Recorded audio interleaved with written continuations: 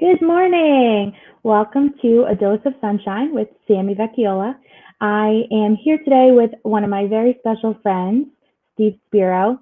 He is a fantastic networker, but he's also a really great friend. And the reason I brought him on today is because he's always smiling and he's just like me, where he just loves connecting with people. So I have a quote for everyone. So when you can't find your own sunshine, be the sunshine. So I encourage all of you to brighten someone's day today. And I'm going to brighten your day by bringing on Steve Spiro. Steve? Thanks, Sammy. Appreciate the introduction. It's good to be You're here. welcome. We're so happy Thanks. to have you. So tell us a little bit about yourself. So, born and raised in the Bronx, shy, introverted kid. Dad was an entrepreneur, owned a liquor store, and that shaped me growing up in the family business. Wound up going into advertising marketing. Also have a martial arts background, so I've got a pretty diverse background. And then eventually shifted into technology, do some consulting today in communication space. And as you said, I love networking. So living in Stanford on the water, love our spot, 24/7 here. It's a perfect place. So that's me in a nutshell. Staycation, right? Yes. Do you remember how we met? Well, through Master Networks, right? Yeah, but I feel like I remember saving you a seat in one of the chapter meetings, but I don't remember how we met before that. Oh, did we meet? I, Not we met before Master Networks. we met before the Friday chapter meeting, but I was just Oh, thinking okay. about that earlier, and I was like, Oh, how did we yeah. meet? Because you asked me to save you a seat in the chapter, and I was like, absolutely, but I couldn't remember Oh, before so that. we had met. I think I was looking at and go. I went to the other Friday meeting in Rybrook. I think we met there, and then I wound up finding a spot in the White Plains chapter. Yeah. That's awesome. Well, we're so happy to have you in the Mastermind family. You are amazing, and you are also very well connected. So that's the other thing I love about you, is that you are really interested in just meeting people, and so am I. And I think you had at one point you had a phrase where you wanted to meet 3 or 5 people a day. What was Just it? three. 3 people a day, right? That you Yep. don't Yep. already know. It's Yep. amazing. It's such a Yeah, great. and not, I mean, one thing is doing it on social media or doing it through like a Zoom meeting like this, but typically a lot of that was just going out, living my life, talking to random people while I'm living my life at the deli, the supermarket, pumping gas. So it's really cool. I mean, it's for a shy introverted kid from the Bronx, it's like crazy, but I love it. That's awesome. So how did you come out of being, I'm just going to poke some questions that you're not ready for. How Cool. did you work on being from introverted to now like one of the mayor of everything? It's the power of mentorship, right? Power of mentorship, self-development, right? I mean, those are the three. I did a live IG live with Fenta and Joseph, and we talked about those three topics, and networking. Obviously, it's a big one. We're big on that, but the two others, mentorship and self-development. So having a mentor in my life and realizing that my biggest weakness could be my biggest strength, right? And just growing and just being outside of myself. And one of my favorite phrases is there's danger in the comfort zone. And when I'm feeling comfortable, I get uncomfortable. I need to break that and always stretch myself. And I found that the more I focused on helping other people, the better I felt about me. The more I was more kind of self-focused. Yeah, it kind of felt okay in the beginning, but then I started to feel very complacent and it didn't like the feeling at all. It's kind of like, you enjoy eating Chunky Monkey ice cream, but how do you feel like an hour later after? It's just not good, and that's what I felt like. That's so key. I mean, you just spilled all my secrets. I feel so good when I'm helping others, and that's honestly what inspires me most. I mean, especially with what I do in real estate, I get to impact the lives of people in one of the most important purchases of their life. They live in a house every single day, and I help them make that decision. So that's like exactly why I love what I do. So spill the beans. It's all about helping others. My mom is watching, so say hi to everyone. Say hi to my mom, everyone. Hey, Mom. Biggest supporter, number one fan. She's so cute. So what inspires you most? I mean, there's so many things that have inspired me, right? But I think that number one, you know, um, my life got changed through the power of mentorship and being able to just grow and become better than I ever thought I could become. And then when you work with and help other people, it's just such a blessing. It's such a blessing. And so, uh, the more I help other people, the more inspired I get. And seeing other people's lives be better. That's a huge blessing for me. So that inspiring others is really it continues to inspire.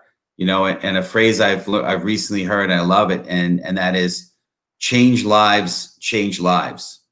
So if you have a changed life, you could actually help change others, and that's really the key here for me.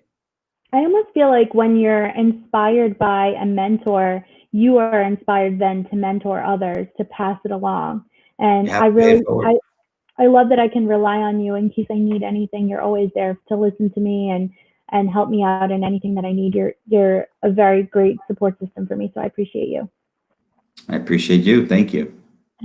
So you gave us a lot of quotes already, but do you have any favorite quotes or mantras that you live by? I do have a self-talk every morning. It's a very long, somewhat personal self-talk. I know in one of our Master Networks tidbits that was self-talk was one of the topics. So I can't, it's too long to share. It'd probably take up almost all the show. But I have that, and it covers all things, including spiritual, relational, financial. I mean, health. It's everything, right? But I guess one of my favorite ones, and I don't know if you consider it inspiring, but it is to me, and that is, there's danger in the comfort zone. It's always pushing myself outside of what I'm capable of doing. And the other thing I just like to live by is the law of reciprocity, right? You give and then eventually you get, right? Always looking to give, always being others focused versus self-focused, right? Now, those are a couple of tenets, if you will, that I try to live my life by. I love that. That's so powerful. That's really powerful. I appreciate that you shared that with us. So what are you up to these days? I know you're up to a lot of things, but can you share with us a little bit? Sure. So, what basically pays the bills, I do, I'm a communication consultant with an organization called Quadient. I handle the Northeast territory. It's a great organization, a phenomenal culture. And it helps streamline and automate how companies communicate with their clients. Artificial. What type of companies are most majority of your business? It is all over the board. But top verticals are healthcare, legal, accounting, utilities, in like sanitation companies and oil companies, and also property management, believe it or not. So companies that are sending a lot of stuff out to their clients tends to be a big one. Big in the educational space, right? We have a lot of universities and schools as clients, so it's pretty much all over the board. Because every client, one of our clients or every companies that we work with, they need to communicate. So it's all over the board. I love that. If anyone has any questions for Steve, feel free to put them in the chat, and I'll bring them up later on. But Steve, tell me more about, besides what you do to pay the bills, what are the other things that you're up to? Yeah, so love networking, love mentoring. So I've done a lot of speaking engagements on the power of networking. I talk about the three-legged stool of networking as in my talk. The first is being traditional networking, the networking events of the world, right? Obviously, master networks or chamber events or the different kinds of events, which of course now have gone all virtual for a moment. Who knows what will happen in the future? But how to really leverage that properly, right? So that, and most people honestly don't have a clue. They don't know the follow up and follow through or how to work the room and things of that nature.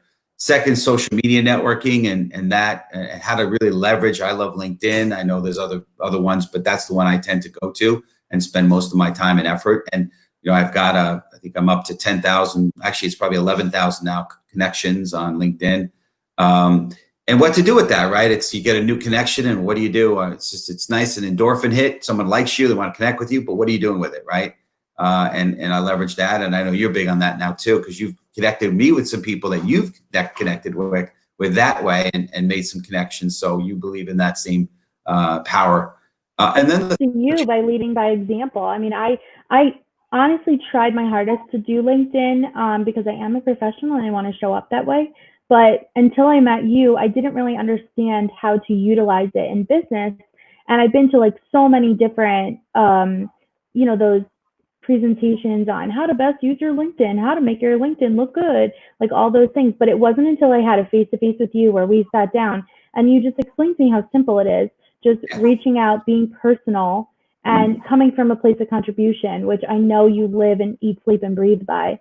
So that's, Tina says he's the LinkedIn king. You definitely are, especially with his 11,000 members. I think 11,000 contacts. I think the last time we talked it was 9,000. So huge increase. So if anyone needs someone, Steve really does know people.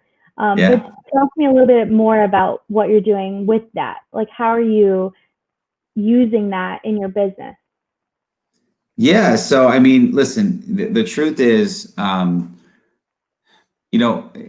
because I have many aspects of my life, right, which I started to touch on, probably didn't finish it. It's okay. But there's a lot of aspects. But to me, in the world today, we become our own brand, right? It's not about what we do. So the more we can get our brand out there, the more we can grow professionally, and personally, right? And so, number one, I'm a huge believer in the phrase, and it's become cliche by today, but your net worth is in direct proportion to your network, right? So the bigger your network, the more you'll be able to eventually monetize it. And LeBron James is probably one of the best examples, right? The reason he's got a close to $1 billion lifetime contract with Nike is not because he's a really good basketball player, although he is. It's because he has, I don't know how many millions of followers, right, on social media, right? So he's got a following, and that obviously that then he's able to monetize. And so getting a large network is huge.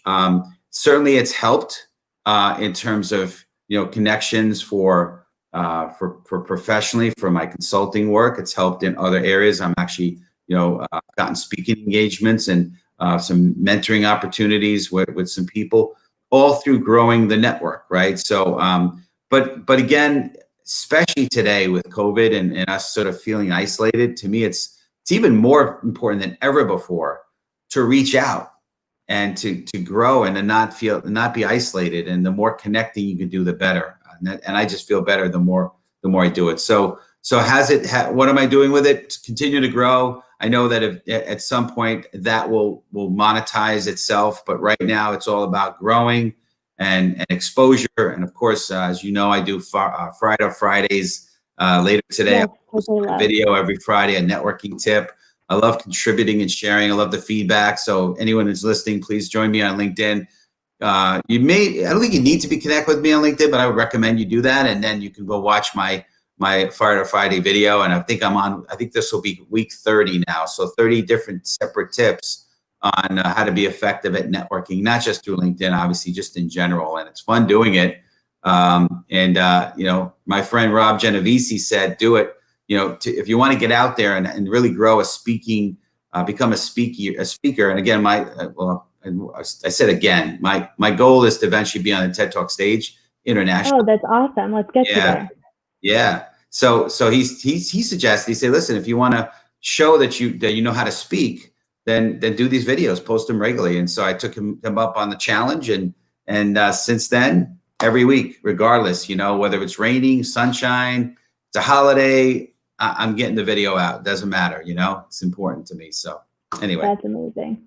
So what other things are you doing? I know you mentioned you're putting a group together. So talk about that.